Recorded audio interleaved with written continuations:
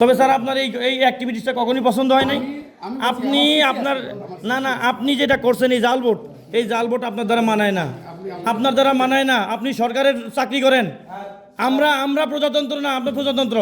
আপনি আমাদের অধিকার নিয়ে ছিনিমিনি খেলছেন, ভোটারদের অধিকার নিয়ে ছিনিমিনি খেলছেন আপনি।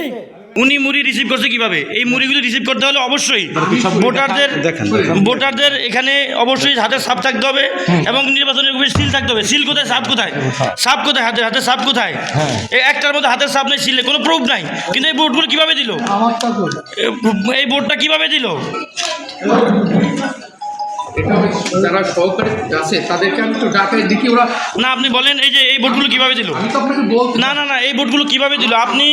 আপনি কোন দলের কি এজেন্ডা নিয়ে বাস্তবায়ন আসছেন আমি জানি না। এখানে দেখেন, এখানে এই যে দেখেন, এই যে 01923444 এই যে ব্যালট নাম্বার, এই ব্যালট নাম্বারে কোনো সিল নাই, এই কোনো হাতের ছাপ নাই, কোনো এই যে তারপরে 45 ছাপ নাই, 46 হাতের ছাপ নাই, তারপরে 47 হাতের ছাপ নাই, এবারে 48 হাতের ছাপ নাই, তারপরে এই যে 49 হাতের ছাপ নাই, তারপরে হচ্ছে 50 হাতের ছাপ নাই, 51 হাতের ছাপ নাই, এই 52 ছাপ নাই, এরকম 3000 ভোট, 53 ছাপ নাই, 54 ছাপ নাই, তারপরে 55 ছাপ নাই, 56 ছাপ নাই, 57 ছাপ নাই।